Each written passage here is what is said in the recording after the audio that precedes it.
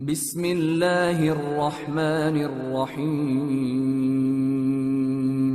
شروع اللہ کا نام لے کر جو بڑا مہربان نہایت رحم والا ہے۔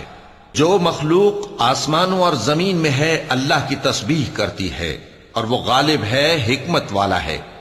آسمانوں اور زمین کی بادشاہی اسی کی ہے، وہی زندگی دیتا ہے اور وہی موت دیتا ہے، اور وہ ہر چیز پر قادر ہے۔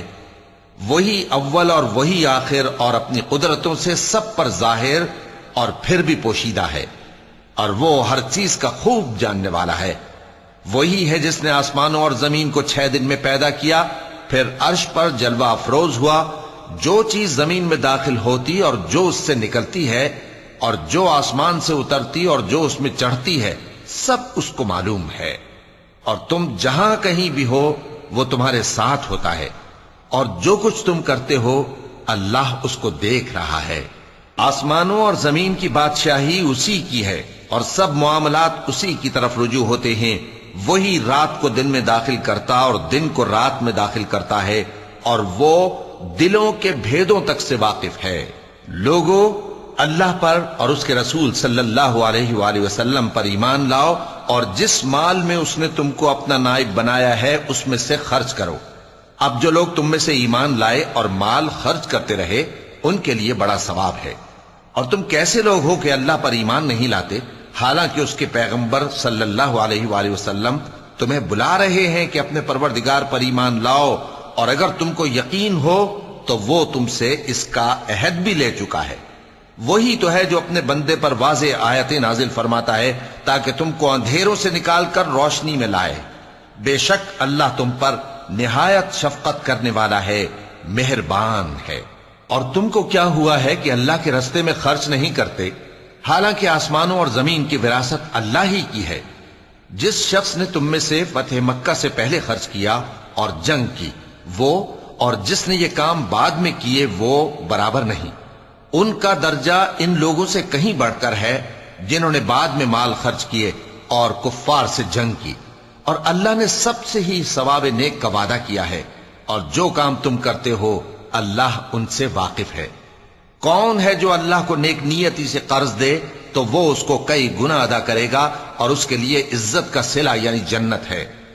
جس دن تم مومن مردوں اور مومن عورتوں کو دیکھو گے کہ ان کے ایمان کا نور ان کے آگے آگے اور داہنی طرف چل رہا ہے، تو ان سے کہا جائے گا کہ تم کو بشارت ہو کہ آج تمہارے لیے باغ ہیں جن کے نیچے نہریں بہ رہی ہیں، ان میں تم ہمیشہ رہو گے، یہی بڑی کامیابی ہے۔ اس دن منافق مرد اور منافق عورتیں مومنوں سے کہیں گے کہ ہمارے لیے انتظار کرو کہ ہم بھی تمہارے نور سے روشنی حاصل کریں۔ ان سے کہا جائے گا کہ پیچھے کو لوٹ جاؤ، پس وہاں نور تلاش کرو۔ پھر ان کے بیچ میں ایک دیوار کھڑی کر دی جائے گی جس میں ایک دروازہ ہوگا، جو اس کی جانب اندرونی ہے اس میں تو رحمت ہے، اور جو بیرونی جانب ہے اس طرف عذاب ہے۔ تو منافق لوگ مومنوں سے کہیں گے کہ کیا ہم دنیا میں تمہارے ساتھ نہ تھے؟ وہ کہیں گے کیوں نہیں تھے، لیکن تم نے خود اپنے آپ کو بلا میں ڈالا اور ہمارے لیے گردش زمانہ کے منتظر رہے، اور اسلام میں شک کیا، اور فضول آرزوؤں نے تم کو دھوکے میں ڈالے رکھا، یہاں تک کہ اللہ کا حکم آ پہنچا، اور اللہ کے بارے میں تم کو وہ شیطان بڑا فریبی فریب دیتا رہا۔ تو آج تم سے کوئی معاوضہ نہیں لیا جائے گا، اور نہ کافروں ہی سے قبول کیا جائے گا۔ تم سب کا ٹھکانہ دوزخ ہے کہ وہی تمہارے لائق ہے، اور وہ بری جگہ ہے۔ کیا ابھی تک مومنوں کے لیے اس کا وقت نہیں آیا کہ اللہ کی یاد کرنے کے وقت اور قرآن جو حق کی طرف سے نازل ہوا ہے اس کے سننے کے وقت ان کے دل نرم ہو جائیں، اور وہ ان لوگوں کی طرح نہ ہو جائیں جن کو ان سے پہلے کتابیں دی گئی تھیں، پھر ان پر طویل عرصہ گزر گیا تو ان کے دل سخت ہو گئے، اور ان میں سے اکثر نافرمان ہیں۔ جان رکھو کہ اللہ ہی زمین کو اس کے مرنے کے بعد زندہ کرتا ہے۔ ہم نے اپنی نشانیاں تم سے کھول کھول کر بیان کر دی ہیں تاکہ تم سمجھو۔ جو لوگ خیرات کرنے والے ہیں، مرد بھی اور عورتیں بھی، اور اللہ کو نیک نیتی سے قرض دیتے ہیں، ان کو کئی گنا ادا کیا جائے گا، اور ان کے لیے عزت کا صلہ ہے۔ اور جو لوگ اللہ اور اس کے پیغمبروں پر ایمان لائے، یہی اپنے پروردگار کے نزدیک صدیق اور شہید ہیں۔ ان کے لیے ان کے اعمال کا صلہ ہوگا، اور ان کے ایمان کی روشنی بھی ہوگی۔ جن لوگوں نے کفر کیا اور ہماری آیتوں کو جھٹلایا وہی اہل دوزخ ہیں۔